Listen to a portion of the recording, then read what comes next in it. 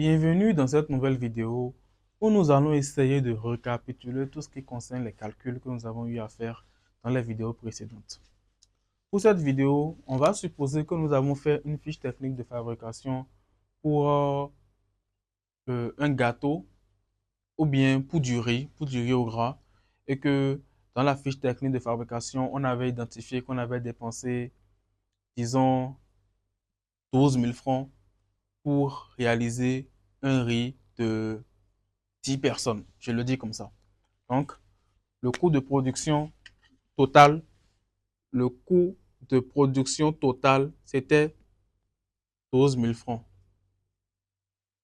Et le nombre de portions, c'était 10 personnes. 10 personnes. La première chose que vous devez vous demander, comment je calcule, c'est le coût de production unitaire, c'est-à-dire ce que ça me coûte de faire ce riz-là pour chaque personne. Et donc, la première formule à prendre en compte, c'est coût de production unitaire qui est égal à coût de production total divisé par le nombre de personnes. Donc là, maintenant, on aura les 12 000,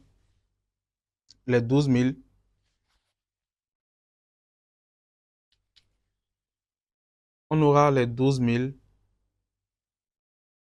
divisé par 10.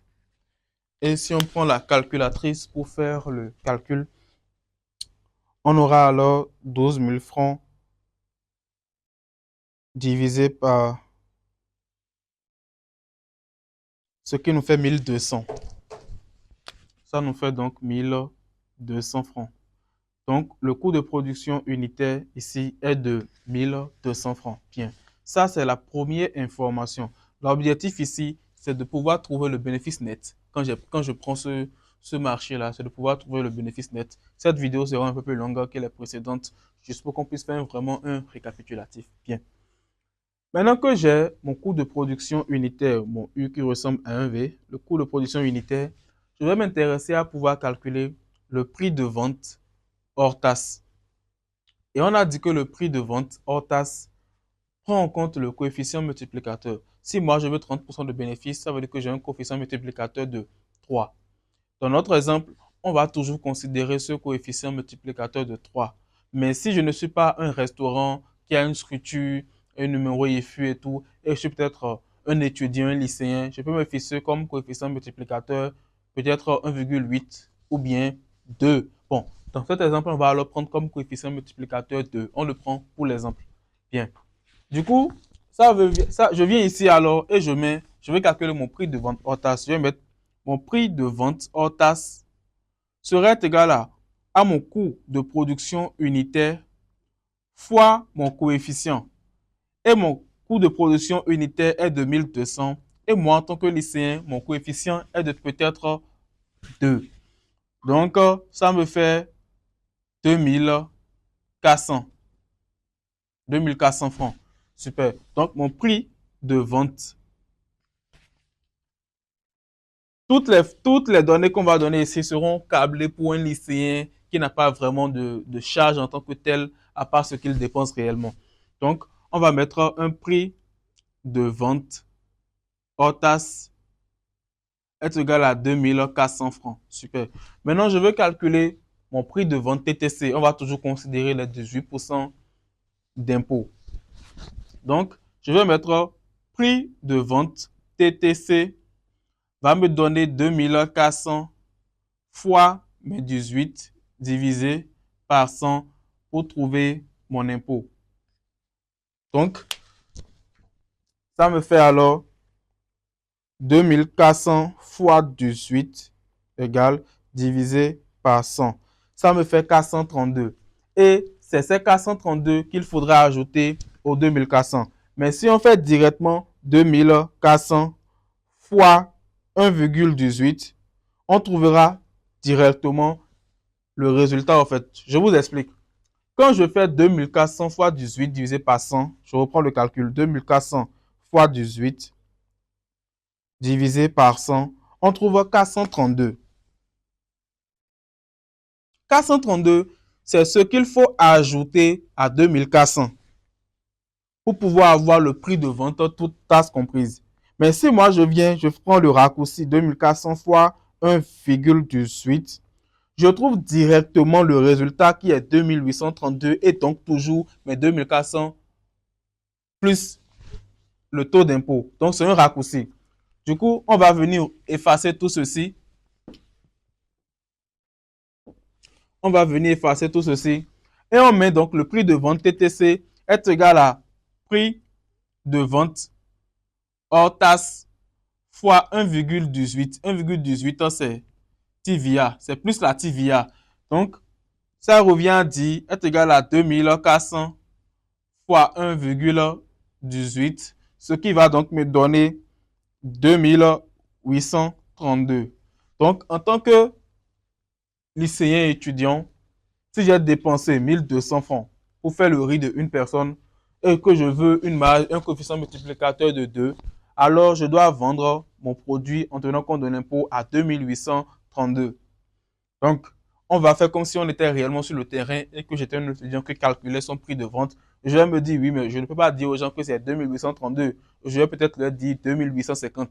Normalement, dans les chiffres, ça ne devrait pas être ça. Mais quand je vais vouloir annoncer mon prix au client, je ne vais pas le dire 2832. Donc, on va supposer qu'on le dit 2850. Je me mets vraiment dans la peau d'un lycéen, d'un étudiant qui est en train de calculer son prix de vente. Donc, moi, je vais peut-être mettre égal à 2850, ce qui fera que le coefficient multiplicateur ne sera pas 2, mais 2, quelque chose. Donc, on a le prix de vente TTC qui est de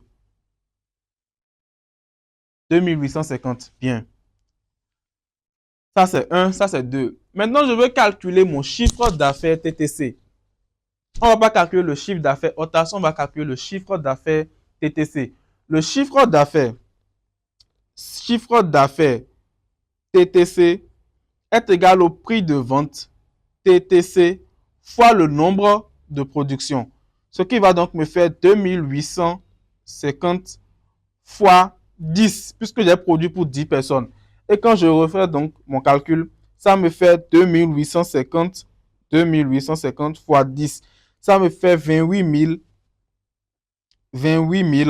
500. Ça, c'est mon chiffre d'affaires TTC. J'ai 28 500. C'est de là maintenant que je vais pouvoir trouver mon chiffre d'affaires hors taxe, c'est-à-dire quand je vais payer les taxes, c'est que je devrais en payer. Quand je vais payer mes taxes, qu'est-ce qui va me rester? Il va me rester alors, on revient ici, on fait 28 500. Ça nous fait les 28 500 divisé par 1,18.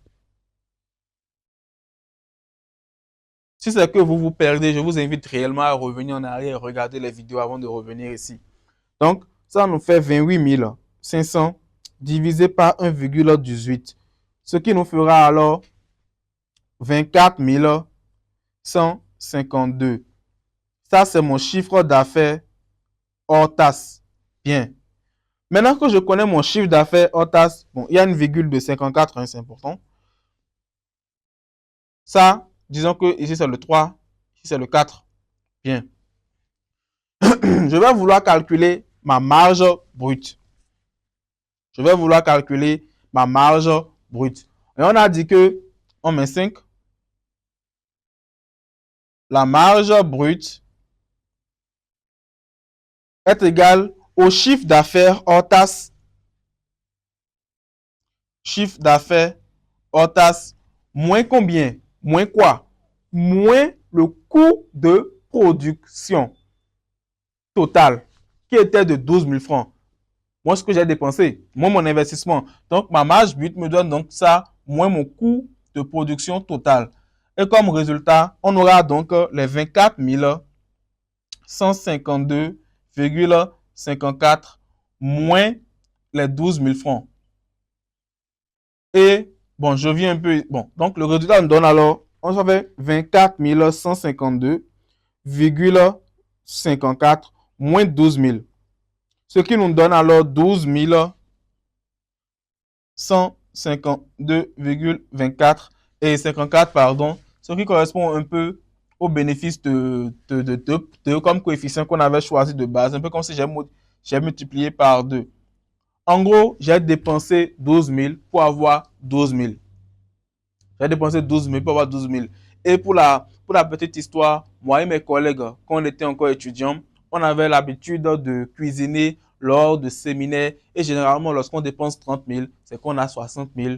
On a un investissement de 30 000. Donc, on faisait souvent du 2 pour 2. On faisait un coefficient de 2 pour le bénéfice. Donc, on dépense 30 000, on a 60 000, 61 000. Puisqu'on n'est pas une structure physique qui a des charges, des impôts en tant que tel. Mais on va supposer que là maintenant, voilà, je suis chez moi, je dois payer l'électricité, je dois payer l'eau que j'ai utilisée. Je n'ai pas exactement 60% de charge, mais je peux quand même me dire que j'ai peut-être 30% de charge. Donc, je vais dire que dans ces 12 000, pour trouver mon bénéfice net, il y a 30% qui vont partir pour quoi? Qui vont partir pour mes charges. Donc, on va venir ici, on met 6, les charges. Et on aura alors charge, je mets C, qui serait égal à 12 152,54 fois 30, parce qu'on a des 30% de charge, divisé par 100. On aura alors 12 152,54 fois 30 divisé par 100, ce qui nous fait 3645,16. Donc, je suppose que voilà mes charges que je dois payer pour, en tant que lycéen, en tant qu'étudiant, pour ce marché que j'ai pris. Donc, maintenant, je vais vouloir calculer mon bénéfice net. Je mets cette bénéfice net, je mets BN, est égal à quoi? Est égal à la marge brute, je mets MB, moins mes charges. Donc, je viens ici pour pouvoir écrire correctement. Mon bénéfice net est égal à quoi finalement? Est égal à 12 152,54 moins 3645,76. Et quand nous allons faire le calcul avec la calculatrice, on aura alors un résultat de 8506,78. C'est ça qui constitue mon bénéfice net. Donc, à partir du moment où moi je prends ce marché en tant qu'étudiant, je sais que quand je finis, j'ai un bénéfice net de 8506,78. Et ce résultat est très intéressant parce que c'est lui qui va me permettre de savoir réellement comment je négocie. Parce que quand moi, si vous ne faites pas ce genre de calcul, vous n'allez pas savoir réellement qu'est-ce que vous mettez sur la table et comment négocier. Celui qui sait que lui, il dépense 1200 pour faire le riz, lorsqu'on va lui dire, ah, fais le riz et vends-nous ça à 1000 francs, il va dire non, je ne peux pas. Parce qu'il sait que pour faire le riz d'une personne, il dépense 1200. Mais si tu ne sais pas, vous ne savez pas concrètement combien vous dépensez pour faire le produit d'une personne, c'est impossible que vous sachiez réellement fixer le prix pour vendre ça à une personne. Donc, quand moi je sais que je fais le riz à une personne à 1200, je sais que quand je vends à 2400, j'ai un bénéfice de 1200. Quand je dis, ah, la personne me dit, je vends le riz à 2400. Et lui me dit, non, vends-moi le riz à 2000 francs. Je sais que je n'ai plus un bénéfice de 1200 sur chaque produit que je vends. Mais là, maintenant, j'ai un bénéfice de 800. Si je vends le riz à tel montant, je dois pouvoir faire la soustraction à chaque fois. Je vous explique encore mieux. Le riz, je dépense 1200. Je vends à 2400. Donc, j'ai un bénéfice de 1200. J'ai fait du x2. Lui me dit non, vends-moi ça à 2000. Si j'accepte, ça veut dire que je n'ai plus un bénéfice de 1200, mais j'ai un bénéfice de 800 parce qu'il faut faire les 400 moins mon bénéfice. Et quand je sais exactement ce que je dépense et moi, ma limite que je m'impose comme bénéfice en vue de mes charges, je saurai exactement comment négocier, comment faire la concurrence aux autres prestataires qui peut-être ne savent pas comment faire ce genre de calcul-là. Donc, c'est important de faire ce genre de calcul parce qu'à partir du moment où vous savez faire ce genre de calcul, c'est quasiment impossible que vous finissiez une commande et que vous vous rendiez compte que vous avez fait des pertes. C'est pas possible.